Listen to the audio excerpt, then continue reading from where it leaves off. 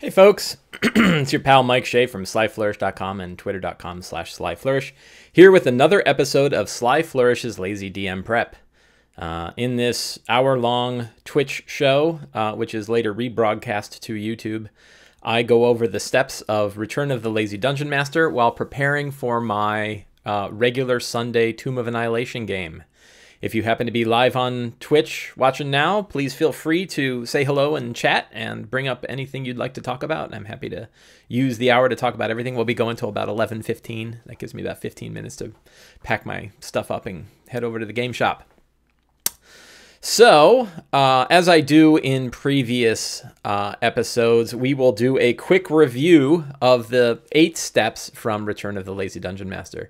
Return of the Lazy Dungeon Master is now available to buy in PDF or EPUB or Audible or on the Kindle. If you want it on any of those versions, you can go to slyflourish.com/Return of the Lazy DM, or just go to Slyflourish and click the link on the right and pick it up in any of those formats. The audiobook is new this week. We just finished that, so I hope you will enjoy that. Colby Elliott is the narrator. He is the same guy who narrated the original Lazy Dungeon Master, which was awesome.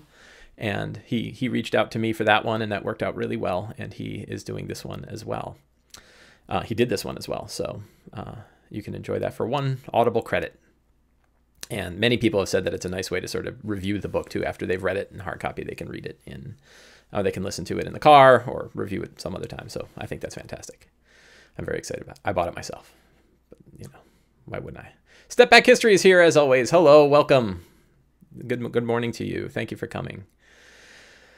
So we will quick jump down to the steps of Return of the Lazy Dungeon Master. These 8 steps are only one part of the book. This is the preparing for your game section of the book, which is 1/3 of the book. The book is broken out into these 3 steps: preparing your game, running your game, and thinking about your game. And then the preparing for your game has the 8 steps lined out, but then also it expands out into other things like running a session 0 and many other tips and tricks for making the most out of our D&D games. But in this show, we focus specifically on how do we prepare for our next game. Tilda DeWilda is here. Welcome. I hope I'm getting that pronunciation right. I think that I got it right after all this time. I hope so. And Mad Sci DM says I'll have to grab it. Convenient for when I'm at work. Yeah, I actually had one person on Twitter who was like, can you do a version of the EPUB without the images so that I can read it at work and not get in trouble? And as much as I support that activity, I'm not going to make a special version of it that doesn't have artwork. So, however, a quick edit in Calibri can remove all of the images and make a non-image version. But I was like, we went through all the trouble to make a beautiful artwork. Why would you want to take it out? But everybody's got something. I also had a couple people, I just screwed something up. I moved the window. That was a mistake. There we go. A couple of people asked for the Mobi version of the audio of the book as well, and I can do that, but it's kind of a pain. And then adding it to the package, I don't want to have a whole separate version of the book. And if I throw it in the ebook package, that adds another 1/3 to the size of the package, and that is kind of a headache. So I'm not doing a Mobi version. I figure if you want Mobi, the only player I know that uses Mobi is is Kindle, and you can buy it on the Kindle. So yeah. And there's a lot of converters that'll take EPUB and turn it into Mobi. So I think EPUB is fine. All right, so let's look at the steps. If you want to follow along and you do not have the book, you can actually download the sample chapter of the book, which includes the Lazy Dungeon Master checklist. That is the chapter that we go over each of these sessions. So that is available for free if you go to slyflourish.com and click on the right. On the image of the cover of the book, there is a sample that includes, I think, 3 sample chapters, at least 2. And one of them is the Lazy Dungeon Master checklist, which I wanted to be kind of a primer that's available to everybody for free. The 8 steps include reviewing the characters. Who are the characters? What's in their background? What's sort of driving them right now? And what do we want to kind of put in our minds to seed the rest of the adventure? When we know what's going on with our characters, we can throw a whole lot of threads out in the adventure itself that can kind of tug on the hooks of the character. It's a way to kind of put the characters first in our adventure. Create a strong start. What is the thing that is going to occur in the very next session that will grab everybody's attention and remind them that they're all playing D&D? How do we start strong so that the rest of it can go? We really don't have a great idea how the rest of the adventure is going to go, but we do have pretty good control over where it's going to begin. And we drop that beginning in place, and then off we go. Outline potential scenes. What scenes might occur, and really loose outline of like, these are the things that are likely going to happen. And sometimes we don't do it at all. This is one that's an optional. Well, they're all optional steps. You don't have to do any of these, but of the level of importance, I would say that outlining potential scenes can help if you're feeling uneasy about where the adventure is going to go. It probably makes more sense if you're running like a one-shot game that isn't based on a published adventure. But it is also one of the steps that is very common among DMs. So it's one of the reasons why it's here. Define secrets and clues. In my opinion, this is the heart of the Return of the Lazy Dungeon Master style. What are the 10 things that characters might discover in the next game? What are the clues or bits of history or little threads of the timelines of other villains or other NPC groups that are out there? What are they going to learn? We don't worry about how they're going to learn it. We just learn about what they might learn. We do 10 of them so that we have a nice big bunch to choose from during the game. And we don't apply it to anything, so that lets us apply these secrets and clues to situations that are occurring during the game that we didn't necessarily plan for. To me, this is a really powerful tool for improvisation. It means that we know what they'll learn, but not how, and that to me is a very powerful bit of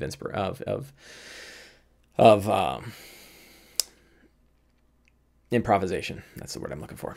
Develop fantastic locations. If we are not running a published adventure and we don't already have an outline of interesting locations that the characters will discover, this is a good opportunity to build some. We built one last week, and we'll review that one again. That's the Red Wizard Camp. And we don't have to do a lot of work to develop a fantastic location. It's the name of the place and 3 interesting features. And these are really backdrops towards scenes. So if we think about like where scenes might occur, we can come up with, usually I do like one every 45 minutes of gameplay. So if it's a 3-hour game, about 4 is right. 5, in a 4-hour game, 5 or 6, right, locations. And they are just what's the name of the place, and then 3 interesting features that the characters will either see or interact with, or have some, they're an environment that, a feature that can kind of hook the characters both from a story standpoint and maybe even if it turns into combat from a combat standpoint. Outline important NPCs. Are there any NPCs we need to remember? This particularly the names of these NPCs so that there's some consistency from session to session. Choose relevant monsters. What monsters do we think might come up? And are there any ecological things that we want to keep in mind with those monsters? If we decide that bullywugs are a monster that they might face, then let's go read the section of the monster manual on bullywugs so that we kind of have the ecology in place. I think too often we probably grab stat blocks because of the challenge rating that they have and not because of the ecology that they fit. And I recommend worrying more about the story of a monster than the stat block, and then letting it go from there. Any magic item rewards. If we have not awarded magic items in some time, magic items are one of the things that DMs control heavily, but they really matter to characters, and players love them. So they are worth spending some time thinking, has anybody not gotten a magic item that really ought to get one? And what will they receive?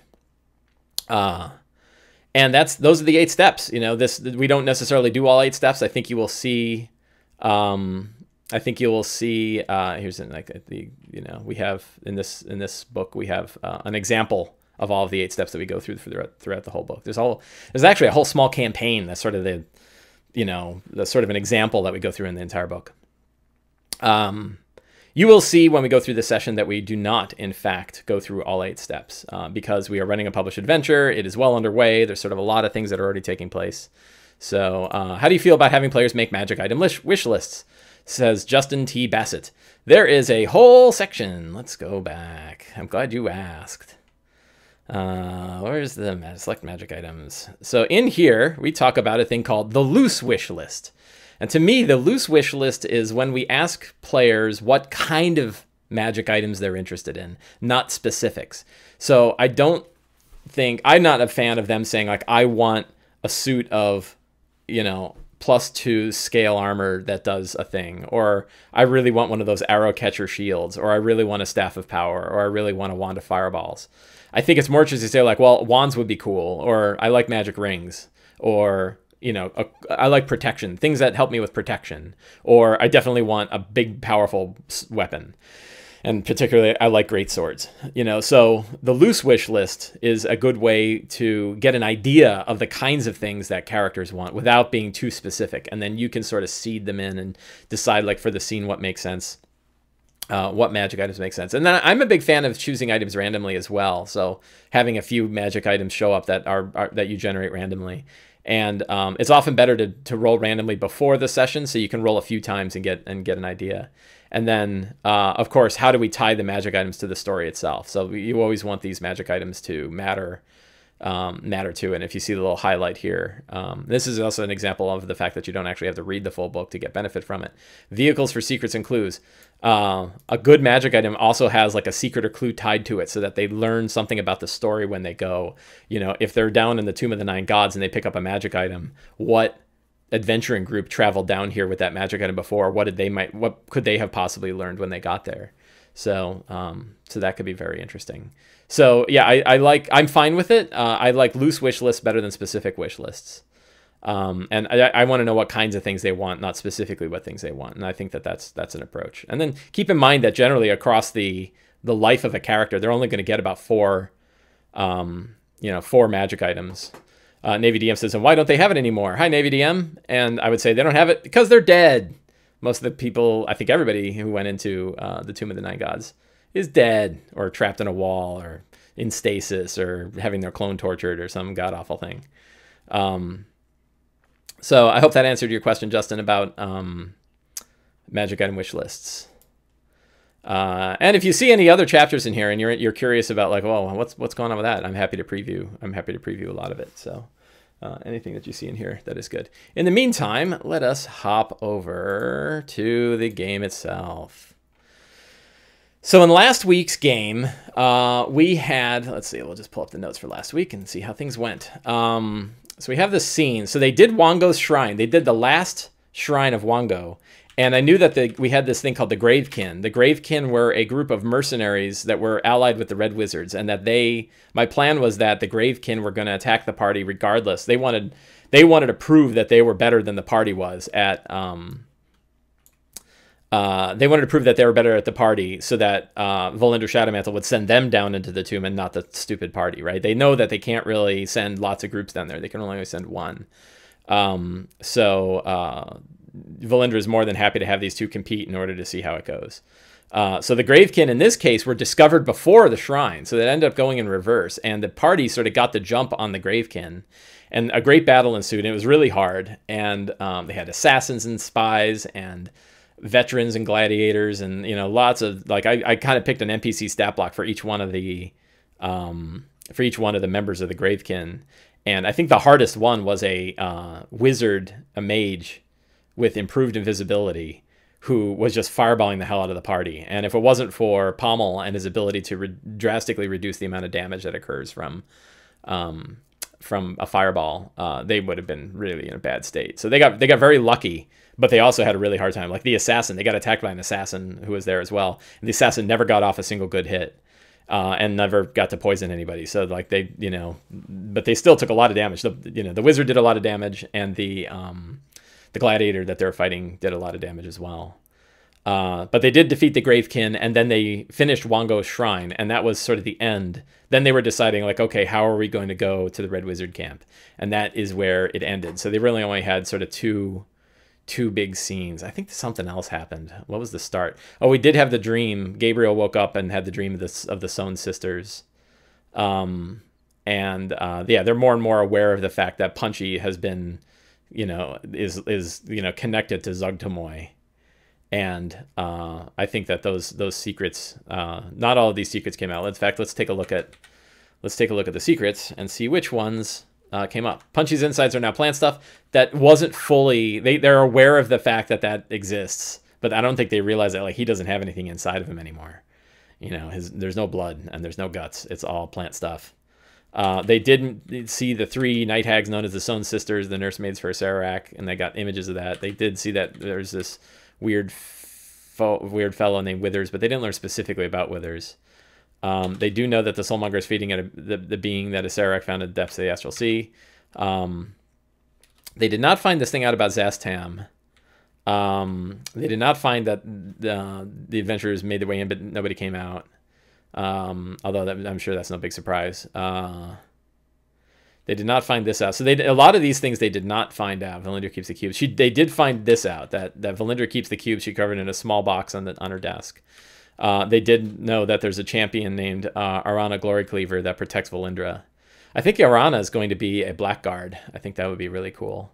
Most of the Red Wizards have been destroyed. They did find it out, and they found that out. So they found out a lot of secrets. 1, 2, 3, 7 of the 10. So that's more than normal. Pardon me, 1 second.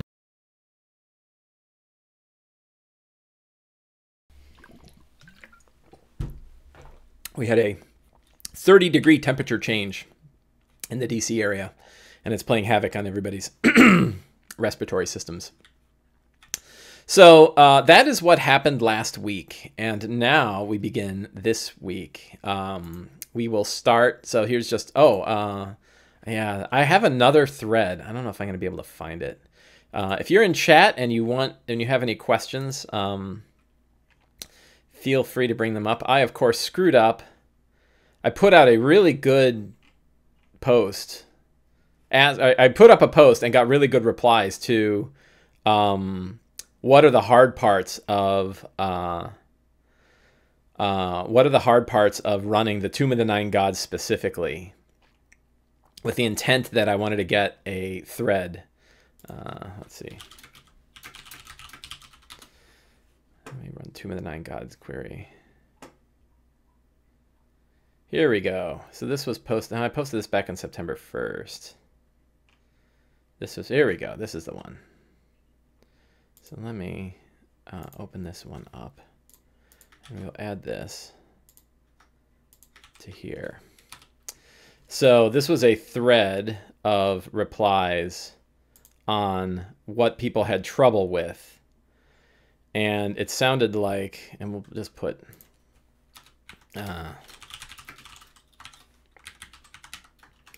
identified trouble areas include apparently the Tumbler room on floor 5. Let's see. Tumbler room.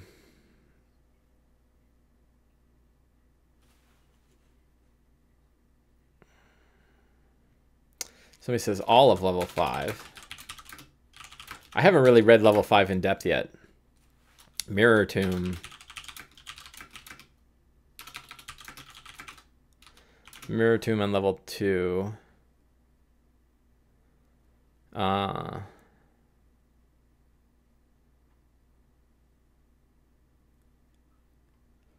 Elemental rooms.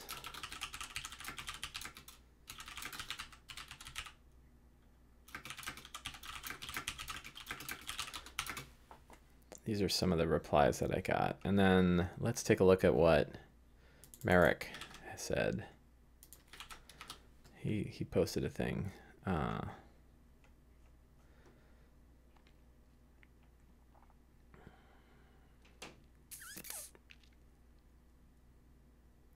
He said wine, the wine room and the room, Terokka room. I think that might be the same as one of the other ones we mentioned. Wine, elements, and Terokka. So he says wine, room 20, elements, room 47, and Terracotta.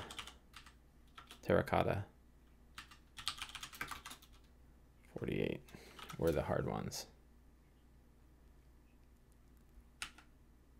And they can be deadly if you don't describe them right. Level 2.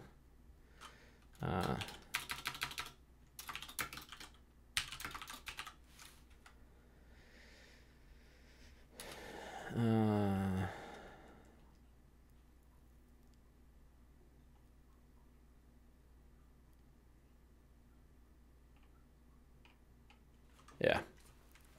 So, few areas to spend some time understanding. Justin says the tomb is a great non-linear dungeon, but it also means that as a DM, we have to read the whole thing ahead and can't just prepare the next 4 rooms.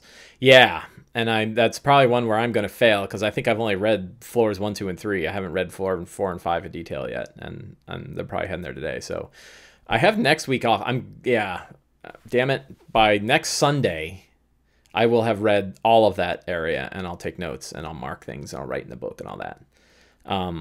Because I have a vacation next week for 3 days and no D&D during those days, so I can just worry about this game, and I'll read those sections. So yeah, I saw that. There's like a great big stairwell right in the center, and that stairwell can take them to any floor, so they can theoretically get around, but they have to get all 5 keys, or all whatever they are, the number of the skeleton keys.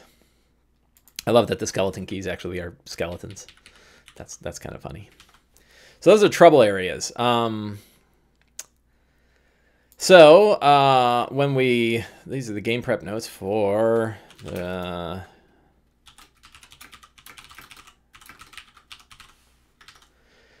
so what is the strong start? Let's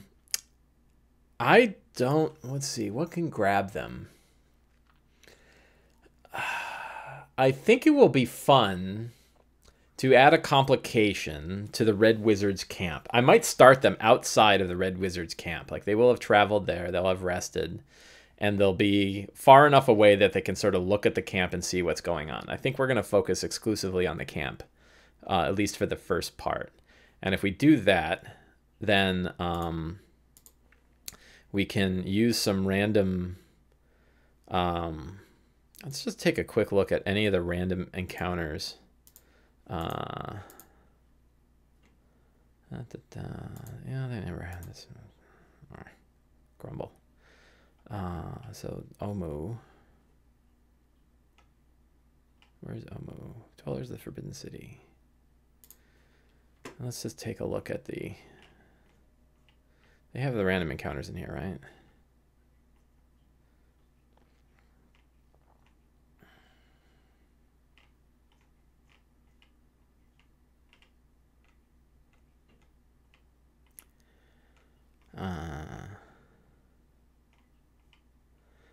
I'm looking around. I guess it might be at the end. Okay. I'm trying to find the random encounter area, but I might be exploring. Omu encounters. Here we go. So are there any Omu encounters that we have not run that might be fun? They've already killed the King of Feathers, so that encounter happened. This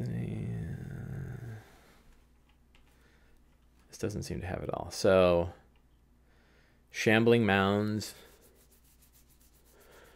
Could be that Shambling Mounds... Why would Shambling Mounds attack the Red Wizards? That I don't know.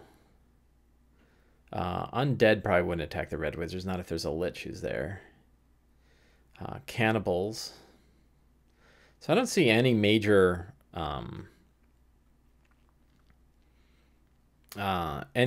source. What I'm thinking of is that so I don't know how, it's not a super strong start, but observing the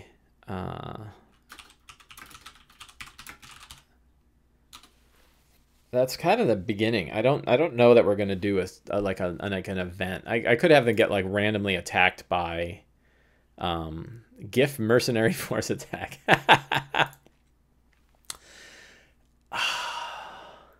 That would be pretty bizarre. Random as hell, but interesting. That, you know, I'm thinking that's not so bad.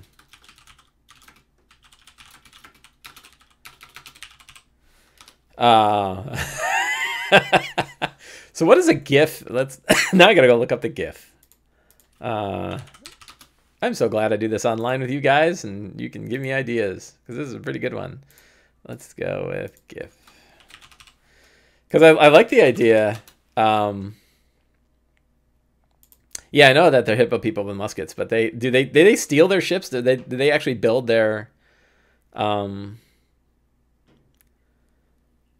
can they fly? Do they fly through the astral sea?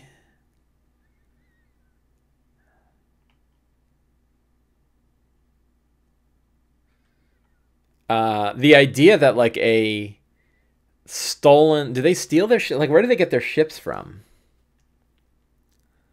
Do they build them, or do they have their own like astral warships? Uh,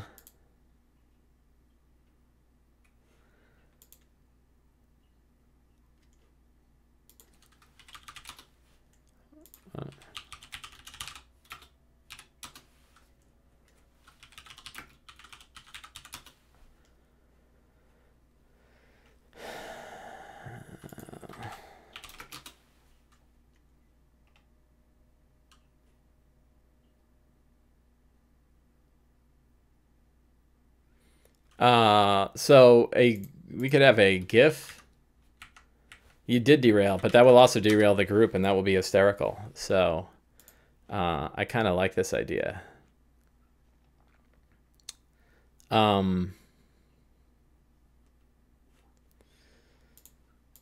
So a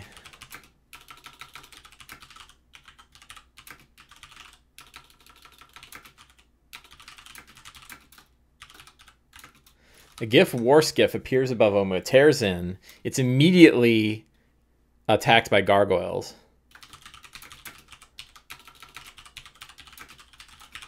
Dozens of gargoyles attack it. It explodes.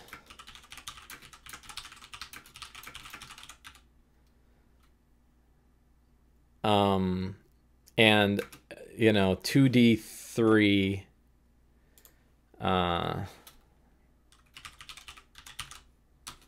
some number...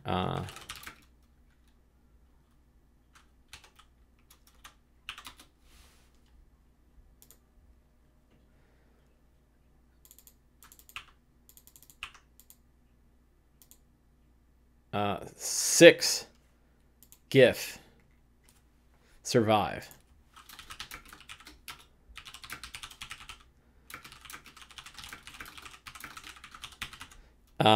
They hate the red wizards, so maybe they were hunting the red wizards. Maybe it's just random. 6 is probably many. We'll do 5. And that causes all kinds of, like, you know, that's a strong start. And it's all like this gear work ship. Let's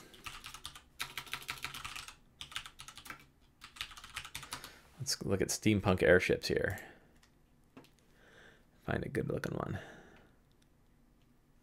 That one looks like some... That one's pretty good. Do size large. Size large. Good high res image here. Look at this guy.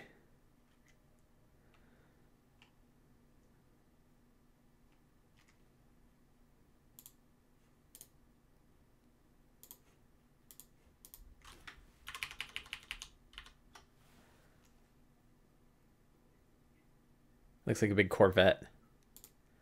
Big.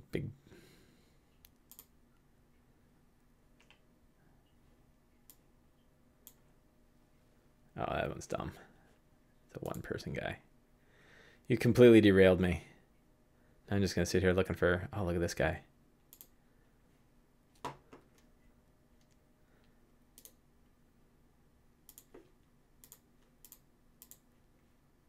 That looks pretty good.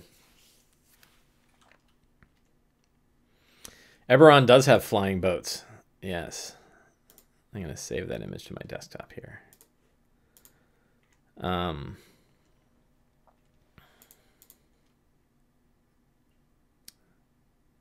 like a giant paddle wheel.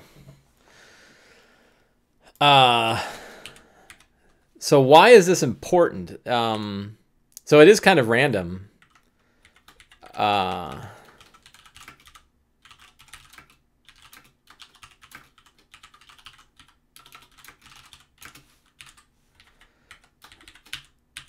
While it's random, it gives the characters an opportunity to grab onto the situation. So there's a good benefit from a story perspective of why this occurs. And it's just, that's pretty random. Like, that's really coming out of left field. So they're like, what the hell? And who knows? Maybe they'll have a GIF. You know, a GIF guy will explain to them, like, well, we kind of... Who's their enemies? Who do they not like? They're mercenaries.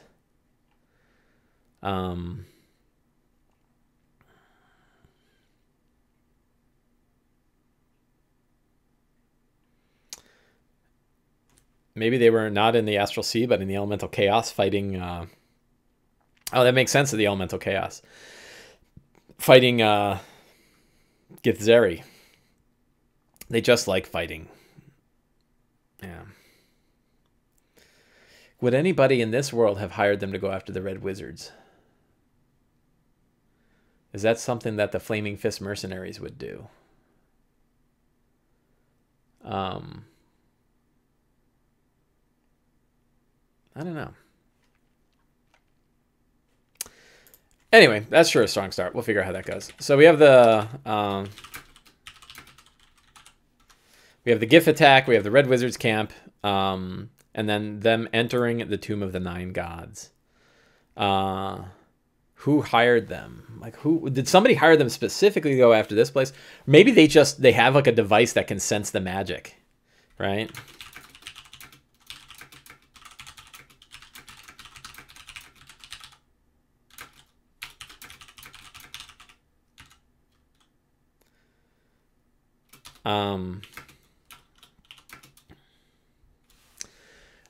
I don't know that I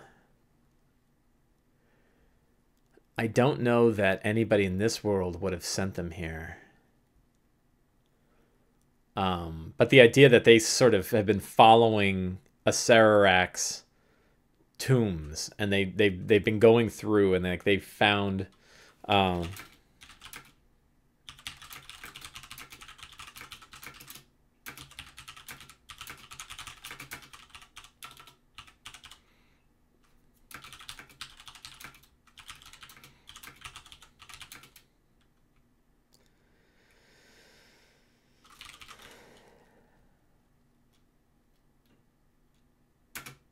so this is I always feel like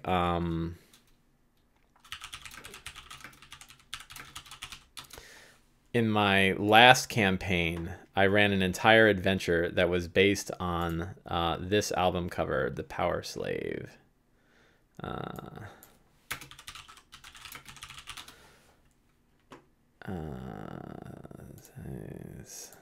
Tool size, oh no, size large.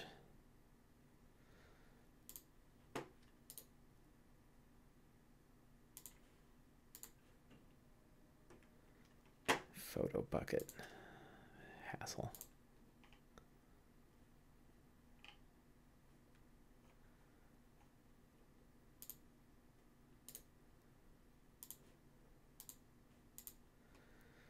So this is the cover to an Iron Maiden album called Power Slave, and I always thought it was awesome. And I ran an entire adventure that was based on this cover, and even used the music from Iron Maiden the whole night.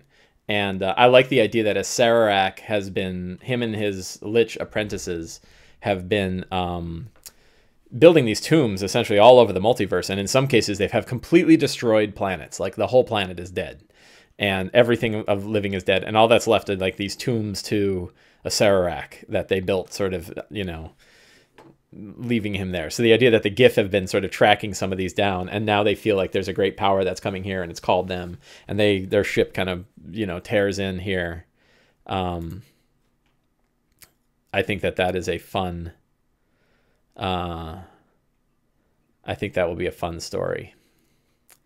So the last place the GIF is a planet now entirely a desert with strange tombs.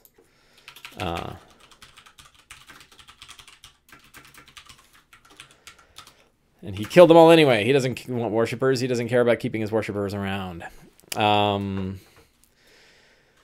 What other... Let's see.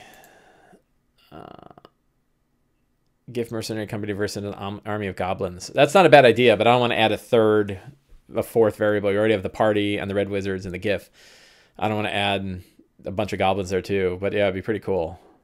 Justin says, there are plenty of powerful rich people who would be affected by the death curse. I guess somebody unrelated could have hired them. It's always weird to me that seemingly on Cinder, the published campaign seems to care. Yeah, right. There is definitely like the upper 1% needs the help of people to, stop them from going there. And it's like, well, why are we helping rich people? Yeah, that was an undertone that I always thought was kind of funny. So we like our GIF. That's solid. What other secrets do we have here? So what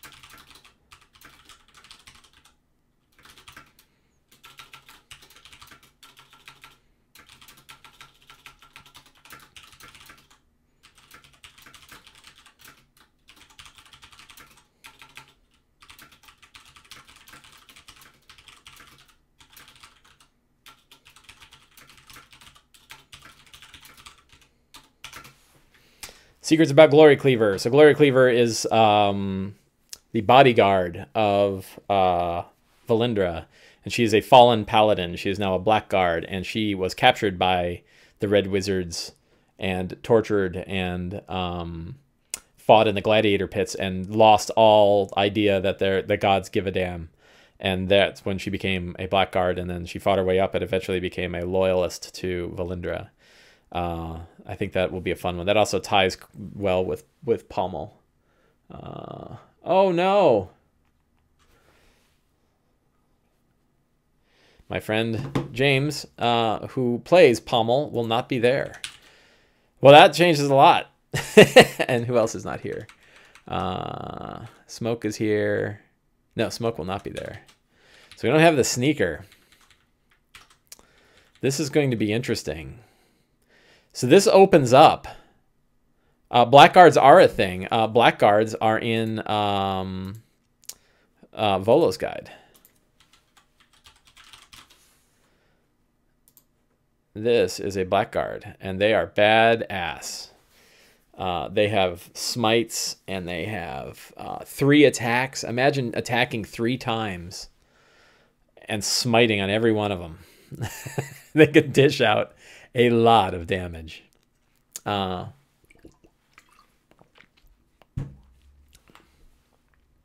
the exuding frightened, they can frighten people. So yeah, they are rough. She will be rough. 3, 4, 5. We have 5 secrets. What other secrets can we reveal? Valindra wants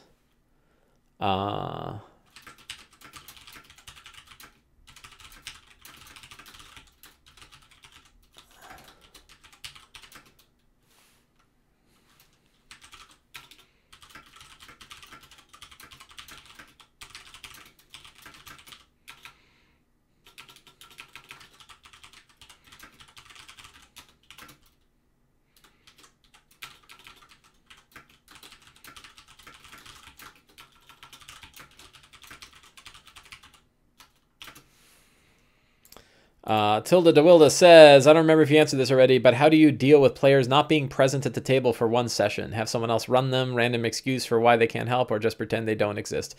Usually the latter two. No one runs anyone else's character. It's usually we come up with some BS story that's very short about why they were gone, or we don't do anything at all. I'm playing with adults on both games, and our stories are not so tight and interwoven that there isn't an opportunity for them to step back. So I think that I don't really talk about this anywhere, and I don't think I have an article about it.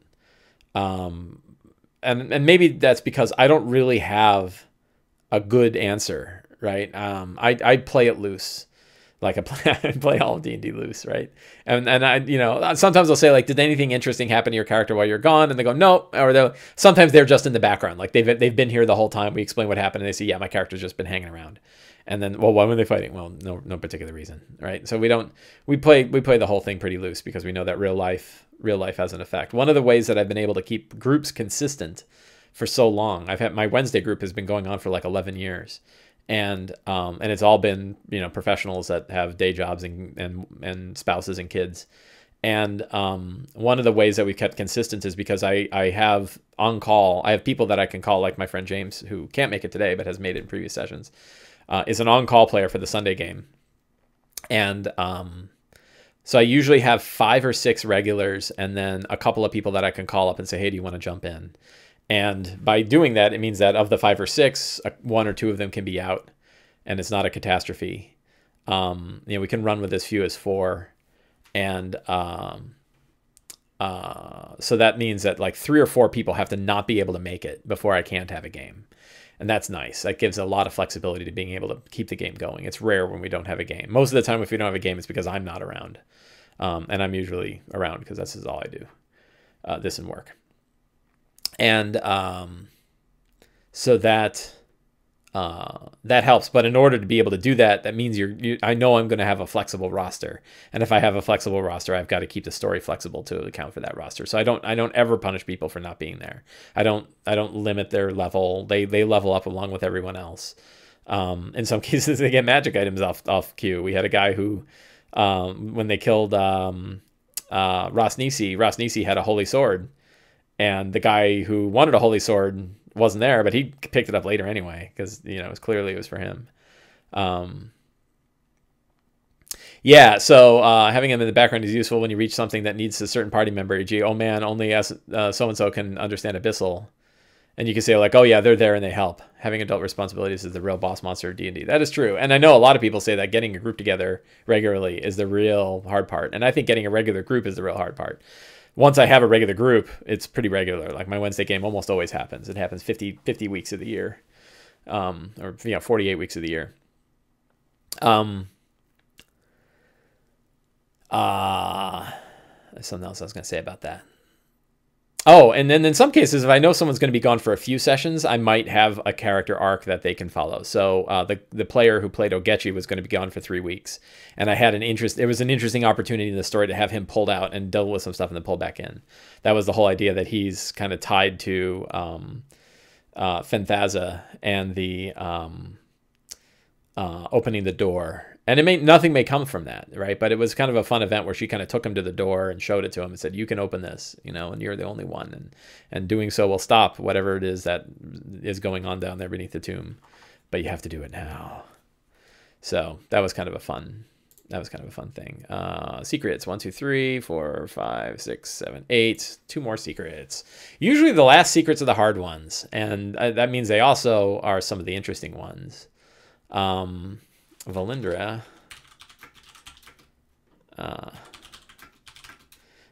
can't cross the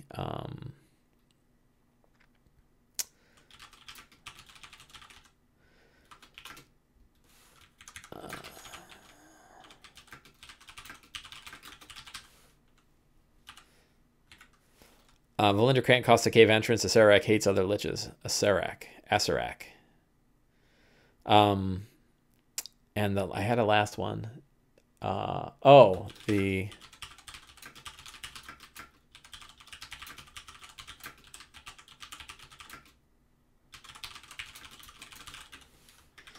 obelisk contains a horrible, powerful menace screaming to get out.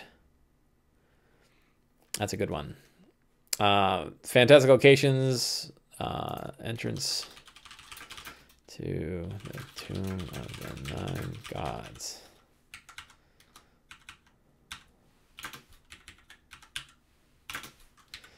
Ariana Glory Seeker is the only real NPC. Now we have GIF and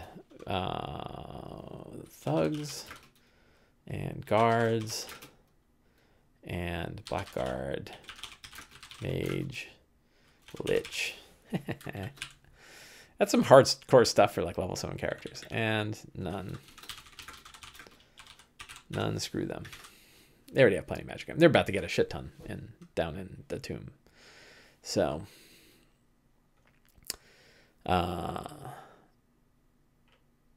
so we have some pretty decent. I tell you, I got to thank Navy DM for that idea about the GIF. I think that's going to be great.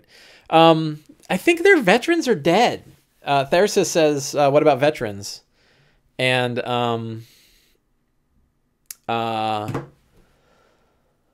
I think they're dead. Like they lost all their, they fought a whole bunch of Yuanti already, and they probably tried to send some people out to get the other cubes, and that didn't go well. So they're running on a skeleton crew. They don't have a lot of powerful guys. I think their most powerful one is Valindra and her. There's Valindra, there's one mage left, and there's her Blackguard, and then it's a bunch of guards and thugs, armored thugs. And their thugs aren't totally wimps, but they're not really veterans. I think everybody else is, everybody else has been killed. We'll add that as a secret, right?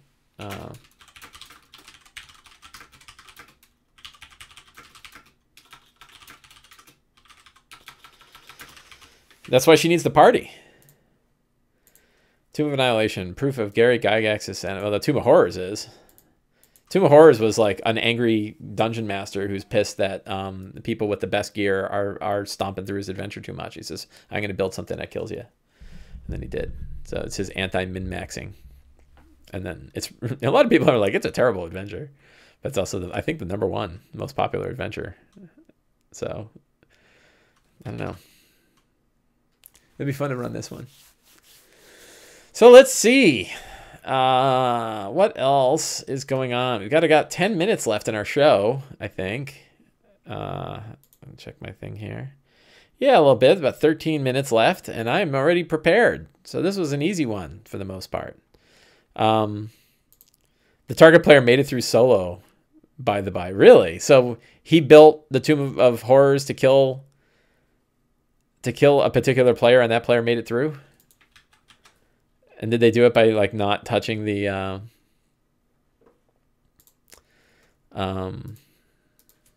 don't touch the Demi-Lich?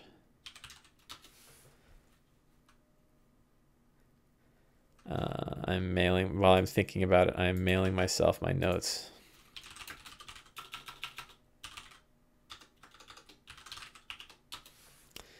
So I've got that going there. Very good. Watch as Mike deletes spam on camera. I hired an army of orcs to dig it up. That's pretty funny. So what else can we talk about today? We had a good question. I can't remember who asked it, but somebody asked like what makes a good adventure. We could talk a little bit about Waterdeep Dragon Heist. I picked up Dragon Heist, I think last week. Maybe the week before.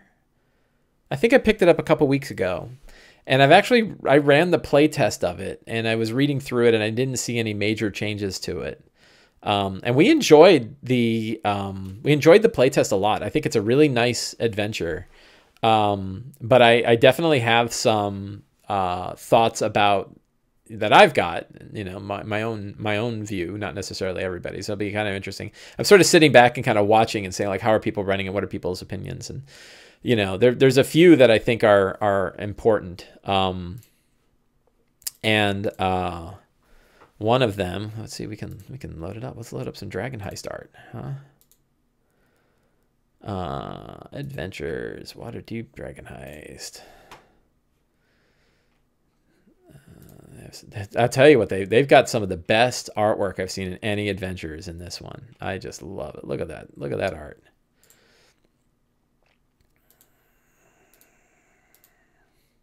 Beautiful. Beautiful, beautiful artwork.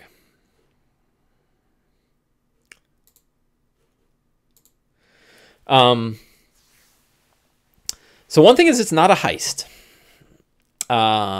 It is a investigation about a heist that already took place. And I think that that's an important distinction to make for players during a session 0, is that the characters who are going to have the most fun in this adventure are investigators. And they can be, you know, rogues. They can be, you know, you can have some strong arm types. It's not like there won't be any combat. But I think that it will be good for every character to have good opportunities for exploration and role playing in particular. That don't just build combat characters. That this is not fight after fight. Mad Sci DM says, yeah, the non-heistiness has been a big stumbling block conceptually for our streaming plans and the players. Yeah, I think that needs to be clarified early. And, you know, that this is, the heist has occurred, right? The dragon heist referred to in the title has already happened. And your job as the characters is to unravel it, which is still very fun. It's like, it's not as much like a lot of people say, oh, this is the Ocean's 11 of D&D. It's more like the LA Confidential of D&D, right? In LA Confidential, a bag full of heroin has been stolen and gangsters are tied to it. And there's these factions that are hunting it. And there's people that are showing up dead. And our heroes have to kind of unravel exactly what is going on here. And, you know, I think that fits.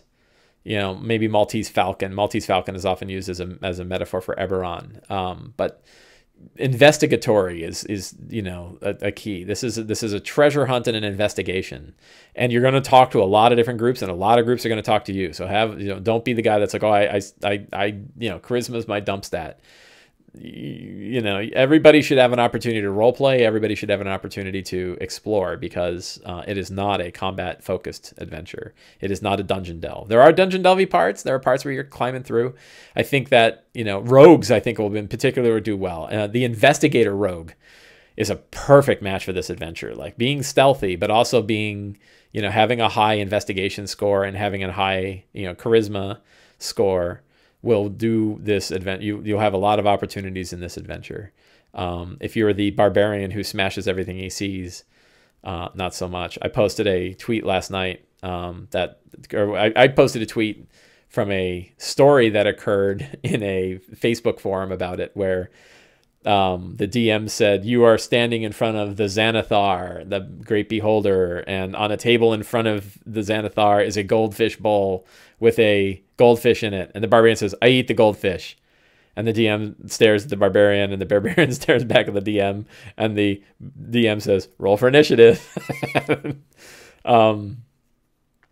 So that was funny. In fact, I don't know if they have, you know, it's kind of hard to search for the particular pieces of art, but there's a picture in here. It's one of their big 2-page spreads. I don't know if I'm going to be able to find it or not. But it's one of my favorite pieces of D&D art of all time. And it's the 4 kids. I don't want to spoil it. I bet they don't have it in here, which is too bad. Look at that. Just the artwork is just awesome. I like this part too. This has got spoilers, by the way. So if you're playing in this, you probably don't want to, you may want to tune out. The idea that like a single fireball is a huge part of an investigation, right? Like this is very micro in its scope and scale. And I love that. It's not like freaking Tiamat is coming out of the Well of Dragons and is going to destroy the Sword Coast. And it's not like the Tomb of, the Soulmonger is killing everybody that's ever been resurrected and stealing all the souls. The cute one with the urchins playing at adventures. Yes, so there's a whole bunch of art that has the urchins in it. But there's one in particular of them standing at a door, kind of looking towards the point of view of the camera, right? If you imagine there's a camera. And yes. How did you know? You found it. The kids with the shadow, right? I love this piece of artwork. That is my favorite. Thank you for sending this to me. Holy cow. I am copying that because I want to make it my desktop background. It's the best art in the book. I agree. It really is. Can I make it my background image now? No, I can save it. Desktop. We're going to add that to our notes.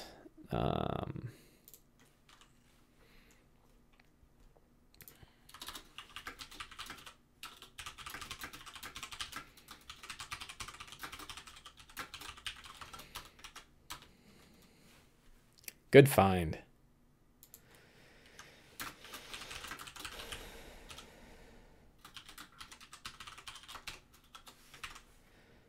I just love that piece of art so much.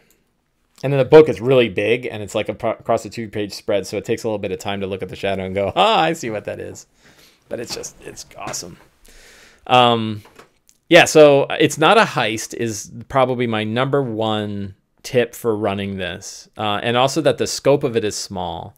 Number two is that when they get to chapter 2, before chapter 3, right, before the fireball, there's a lot of opportunity for other adventures in this part of the adventure. That chapter 2 is your opportunity as a DM to add in all kinds of sub threads. And I added a whole thing. I added a whole different aspect in here there's one part in here where it mentions the fact that Trollskull Manor used to be owned by a lich, or not a lich, a hag. And I had a hag that wanted to come back and get it again. So it was like a big ghost story. I had this really fun horror. It was like a little bit too Death Housey. But if you haven't run Death House, you can actually take Death House and sort of wrap Trollskull in Death House. That would be a fantastic adventure. That'd be a really fun way to do it. But what I did is the house was haunted, heavily haunted by 2 different kinds of ghosts that were doing things. There was a murder mystery ghost, who was the owner of the bar, and then there's the hag, who's a malevolent ghost. And the party had to everybody's like, look, no one has actually spent an entire night in the place. And they're like, okay, well, we will. And they did. And it's like exhaustion was hitting them all the time. And it was cold. And they're getting attacked by weird things that turned out not to be real. And I ran a whole session that was just them surviving one night in the place. And then the next morning they actually survive. And they go and look, and basically all of the neighbors that came by with fruit baskets, saying, oh, congratulations, you made it through. And here, we brought you some oranges. And, it was really... I really enjoyed that. So there's a lot of opportunity in chapter 2 to add your own adventures, whatever feels good to you, whatever hook you like, grab it and run with it. And then what else? The other big tip is, I think it's chapter. It's these main chapters, Dragon Season. So chapter 4. Chapter 4 is intended to be a chase. And I think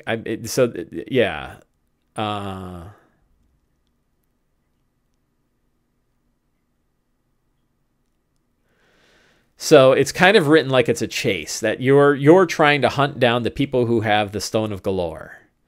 And the problem is that when you have 10 scenes, and there's 10, I think it's 10, right? 1, 2, 3, 4, 5, 6, 7, 8, 8 scenes. So there's 8 different scenes that you can go through. And A, that's a lot. And B, that's a lot to not get what you're looking for. That's a real long hunt. So when I ran it, instead of making it a chase, because my group said, well, we're going to rest for the night. And then when they rested for the night, that meant there was no chase. The chase had already happened. The stone's gone. But they had an opportunity at that point to investigate, and turning chapter 4 into a long investigation where they're going from place to place, and they're trying to figure out where did it go next, and where did it go next, and where did it go next, and hunting the stone. And you don't have to be a slave to all 8. If 4 feels right from a pacing perspective, go with 4. You can always short circuit this so that it's easier for them to go through. And it means that when you read these different sections, you don't read them from the standpoint of so-and-so is running from rooftop to rooftop and you're going to have to follow. It's like, well, they might have already run here a day ago, but there's signs, there's pieces of it, right? And so running... the pacing of this chapter is meant to be really high, and maybe that works for your group. But my feeling was the odds that it will happen that way, because if you're an hour off, everything occurs, right? If anybody takes a short rest from the time they see the stone disappear, they might not be at chase. The other issue is that they might get it in the first scene. They might, if they're fast, if they're like, oh, I dimension door and knock the guy in the head.